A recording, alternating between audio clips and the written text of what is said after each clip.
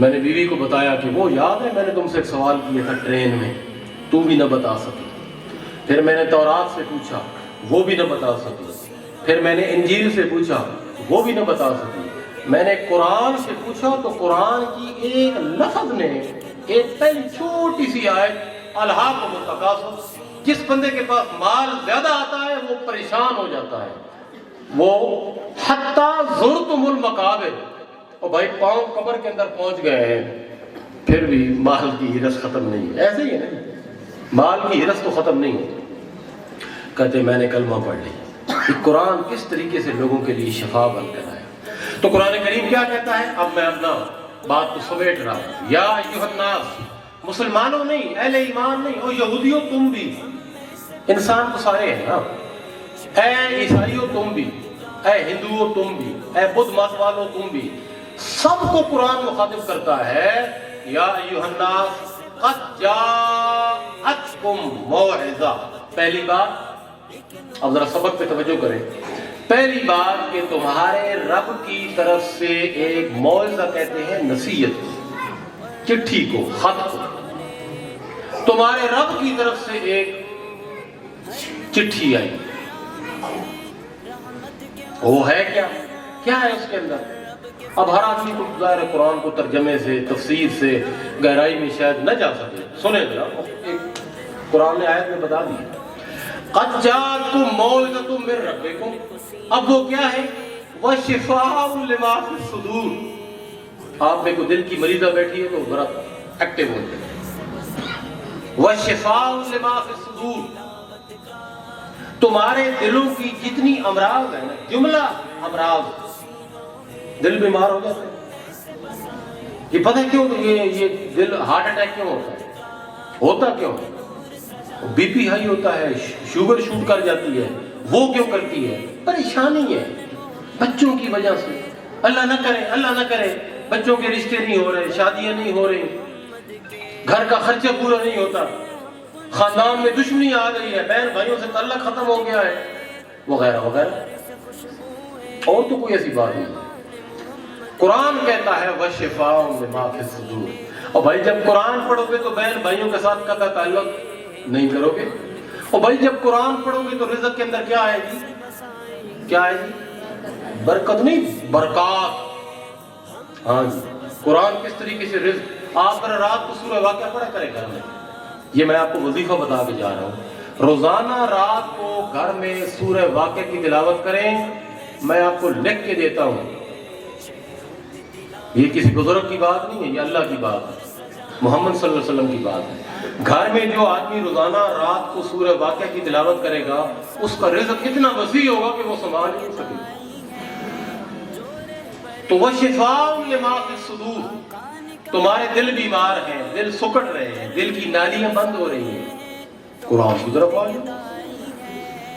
ایک بات۔ نمبر 2 وَہُدًى، بھائی سیدھا راستہ ہے قرآن، میرا سیدھا راستہ، صراط مستقیم۔ قرآن کے اندر کوئی پگ ڈنڈی نہیں ہے، کوئی دلدل نہیں ہے، کوئی جھاڑیاں نہیں ہے، کوئی کانٹے نہیں ہیں۔ ہم تو چل رہے ہیں نا خاردار راستوں پر، خاردار راستوں پہ ہی چل رہے ہیں نا۔ ہاں، میں اس موضوع کی طرف نہیں جاتا، ہمارا کیا حال ہے۔ قرآن کہتا ہے وہ ہدم، اور پھر دوسری بات کیا ہے جی؟ ورحمت، قرآن رحمت ہے، رحمت رحمت۔ یا اللہ اس وجہ سے تو ہمارے اوپر رحمت فرما۔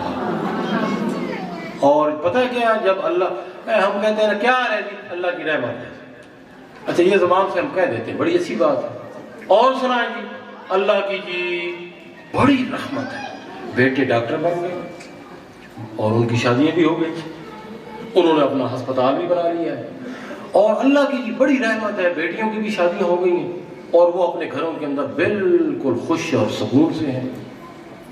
اور اللہ کا بڑا فضل ہے جی، میں 5 وقت مسجد میں نماز پڑھنے کے لیے بھی جاتا ہوں، اللہ کا بڑا فضل ہے، اللہ کی بڑی یہ رحمت کی یہ واقعی نشانی ہے۔ اور دوسرا آدمی کیا کہتا ہے جی بچوں کی وجہ سے بڑا پریشان، گھریلو حالات، تنویر صاحب بڑے پریشان کون ہیں، اللہ ہر کسی کو بچائے، یا اللہ ہر گھر کے اوپر رحمت کر، ہر ہماری یہ جو بہنیں اور بیٹیاں بیٹھی ہیں ان سب کے اوپر رحمت کر۔ اچھا آپ کا مقام اور مرتبہ تو بہت زیادہ ہے، اب درمیان میں مجھے ایک بات یاد آ گئی، ابھی میں اس آیت کو مکمل کرتا ہوں. ٹائم ہو گیا جی؟ 5-10 منٹ ہے. ٹھیک. یہ آپ نے حدیث سنی ہے، ماں کے پاؤں تلے جنت ہے. ذرا غور کریں، یہ حدیث ہے، تو کیوں نہیں کہا کہ باپ کے پاؤں تلے جنت ہے؟ کیوں کہا؟ ماں کے پاؤں تلے جنت. جنت اتنی قیمتی اور مقدس چیز ہے کہ اسے نبی صلی اللہ علیہ وسلم نے آپ کے پاؤں کے نیچے دے دیا. پاؤں کے نیچے تو بڑی بے حرمتی ہے، بڑی بے ادبی ہے، بڑی توہین آمیز رویہ ہے. جنت ماں کے قدموں کے.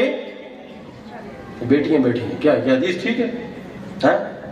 بخاری کی حدیث، ماں جنت ماں کے قدموں کے نیچے ہے.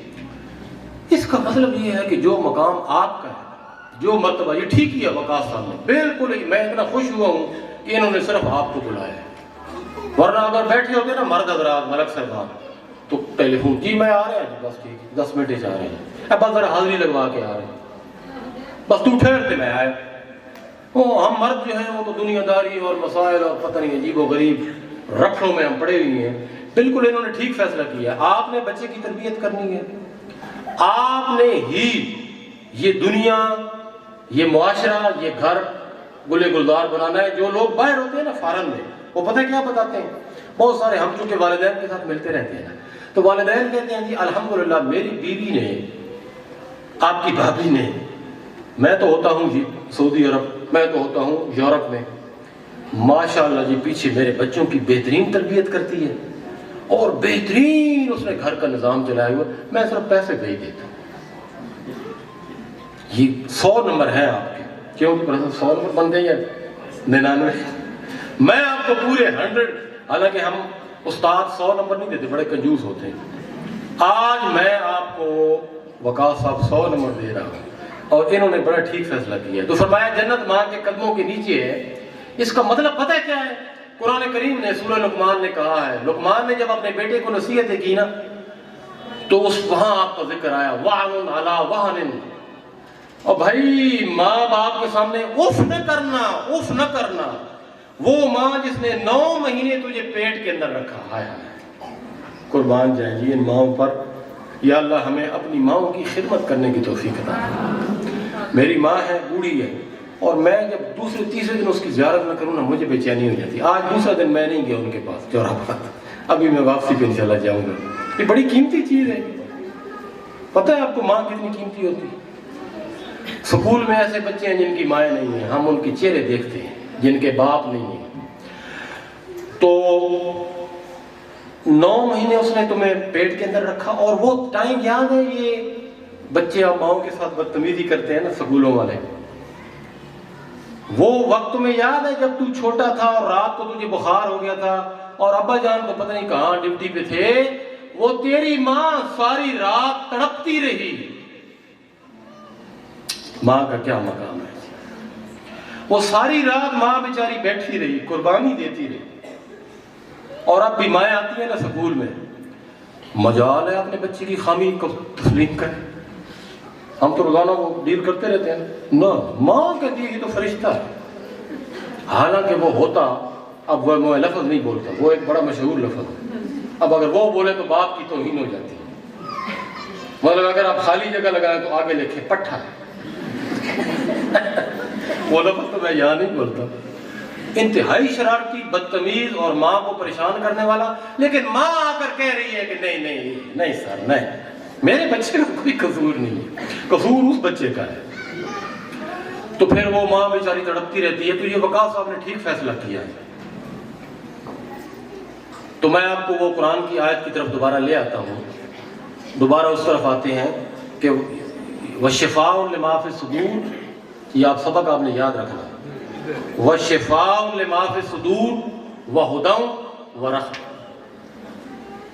قرآن دلوں کی ساری بیماریوں کا علاج ہے، سیدھا راستہ ہے. قرآن پڑھنے والا دائیں بائیں نہیں ہوگا.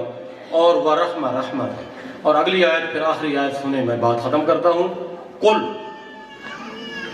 اے محمد صلی اللہ علیہ وسلم ان کو بتاؤ، قل بفضل اللہ وبرحمتہ فَبِذَالِكَ فَلْيَفْرَحُوا هُوَ خَيْرٌ مِّمَّا يَجْمَعُونَ، سورہ یونس آیت نمبر 56۔ اے محمد صلی اللہ علیہ وسلم انہیں کہو کہ یہ تمہارے اوپر اللہ کا فضل نہیں ہوا کہ قرآن آ گیا ہے، اور وہ برحمت ہی، اور یہ رحمت ہی رحمت، میری رحمت۔ اب تم کیا کرو؟